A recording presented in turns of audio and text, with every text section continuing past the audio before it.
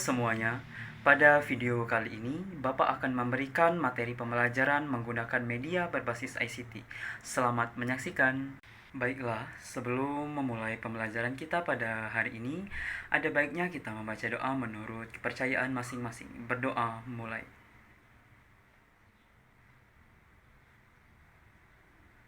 Berdoa selesai. Nah, hari ini siapa yang tidak hadir, anak-anak? Oh ya, apa keterangannya? Sakit ya. Oke, terima kasih ya. Nah, langsung saja kita masuk ke pembelajaran kita. Selamat menyaksikan.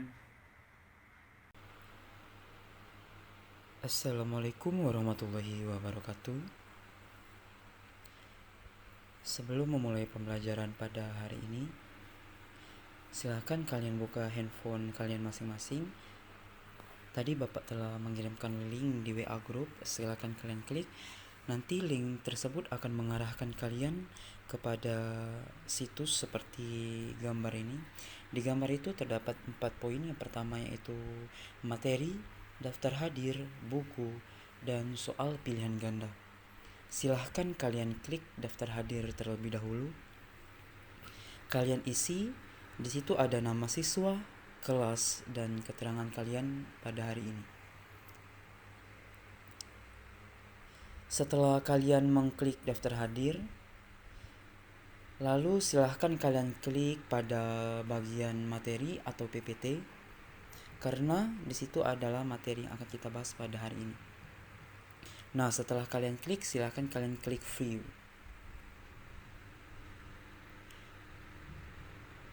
Nah, inilah materi yang akan kita bahas pada hari ini.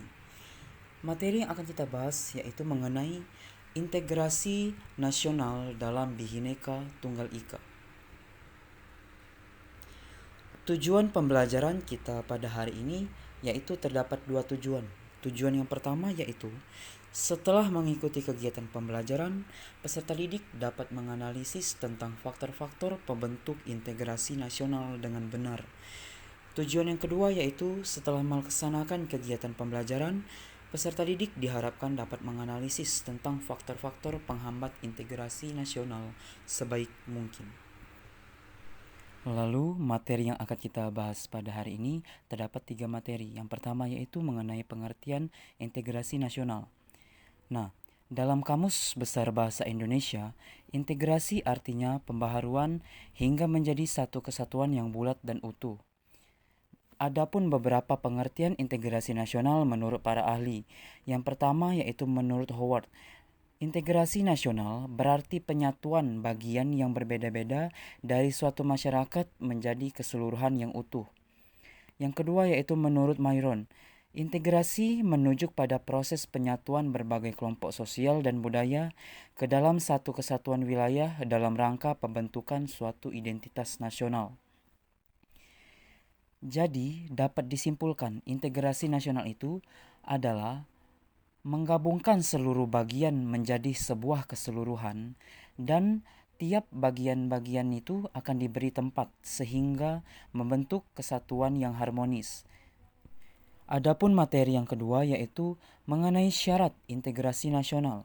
Syarat yang pertama yaitu anggota-anggota masyarakat merasa bahwa mereka berhasil saling mengisi kebutuhan-kebutuhan antara satu sama lainnya.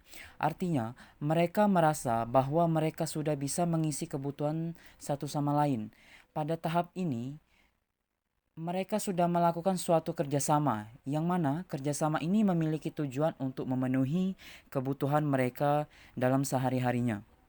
Yang kedua yaitu terciptanya kesepakatan bersama mengenai norma-norma dan nilai-nilai sosial yang dilestarikan dan dijadikan pedoman. Artinya, mereka harus menjalin sebuah kesepakatan untuk membuat suatu norma atau nilai-nilai tertentu sesuai dengan kesepakatan bersama, yang mana norma ini harus dipatuhi atau dijadikan pegangan atau pedoman dalam kehidupan mereka sehari-harinya. Yang ketiga yaitu norma dan nilai-nilai sosial dijadikan aturan baku dalam melangsungkan proses integrasi nasional. Artinya, norma atau nilai sosial yang telah disepakati tadi harus dijadikan aturan yang baku atau aturan yang resmi, sehingga Apabila ada yang melanggar akan mendapatkan sanksi yang tegas. Lalu materi yang selanjutnya adalah faktor pembentuk integrasi nasional. Faktor yang pertama yaitu adanya rasa senasib dan seperjuangan yang diakibatkan oleh faktor sejarah. Artinya, semangat persatuan yang terbina pada masa lalu menjadi semangat mempertahankan persatuan pada masa ini. Lalu faktor yang kedua yaitu adanya ideologi nasional, yaitu cermin dalam simbol negara, yaitu Garuda Pancasila dan semboyan Bhinneka Tunggal Ika. Artinya, Pancasila adalah ideologi kita. Apabila kelima sila kita amalkan dengan baik, maka akan terciptanya integrasi nasional. Lalu poin yang ketiga yaitu adanya tekad serta keinginan secara bersama untuk bersatu dari kalangan bangsa Indonesia. Yang artinya bahwa masyarakat itu telah memiliki sebuah kesadaran akan pentingnya persatuan. Persatuan ini memiliki tujuan yang mana nantinya akan menciptakan sebuah integrasi nasional yang mempersatukan berbagai macam suku, bangsa maupun agama dan budaya. Poin yang keempat yaitu adanya ancaman dari luar menyebabkan munculnya semangat nasionalisme. Artinya, Indonesia ini kan negara yang merdeka, tetapi Indonesia ini tidak akan lepas dari yang namanya ancaman. Nah, inilah gunanya integrasi nasional yang mana memiliki tujuan untuk menangkal atau mengantisipasi berbagai ancaman yang akan terjadi tersebut. Lalu, poin yang kelima yaitu adanya jiwa semangat gotong royong, solidaritas, dan toleransi yang tinggi. Nah, apabila ketiga poin ini atau ketiga nilai ini kita dirikan, maka integrasi nasional itu akan tercipta dengan mudah dan akan menyatukan berbagai macam perbedaan. Lalu poin yang keenam yaitu penggunaan bahasa Indonesia. Bahasa Indonesia ini adalah sebuah jembatan atau yang menjembatani berbagai macam perbedaan yang ada di Indonesia. Nah, itulah mengenai faktor pendorong.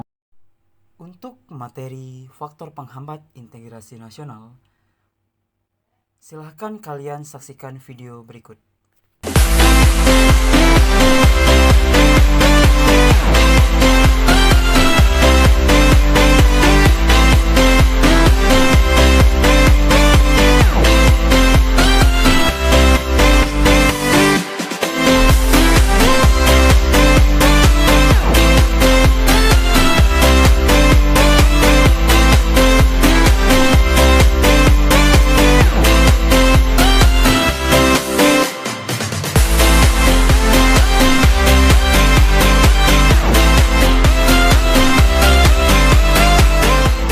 Mungkin itu saja materi yang dapat Bapak sampaikan pada hari ini. Silakan kalian kembali ke Linktree. Di sana ada soal yang harus kalian kerjakan. Di dalam soal tersebut terdapat 3 soal atau 3 gambar, yang mana dari 3 gambar tersebut kalian diperintahkan untuk menganalisis. Gambar-gambar itu termasuk dalam kategori faktor pendorong atau faktor penghambat dari integrasi nasional. Nah, itu ada 3 gambar. Silakan kalian buat kelompok. Kelompoknya itu boleh kalian buat sendiri, tapi harus adil. Tidak boleh pilih kasih ya. Nah, waktu pengerjaannya itu Bapak kasih waktu hanya 30 menit saja. Lalu Bapak ada juga tugas yang harus kalian kerjakan di rumah, yaitu kalian lakukan atau kalian buat kesimpulan materi yang Bapak sampaikan pada hari ini. Kalian harus menulisnya dengan tangan. Kalian tulis sekreatif dan sebagus mungkin agar nilai kalian akan semakin bagus. Nanti siapa yang paling bagus akan Bapak kasih reward pada pertemuan selanjutnya. Nah, mungkin itu saja pertemuan kita pada hari ini. Kurang lebihnya Bapak mohon maaf, kepada Allah Bapak mohon ampun. Sebelum menutup pertemuan kita, marilah kita mengucapkan hamdalah alhamdulillahirabbil alamin.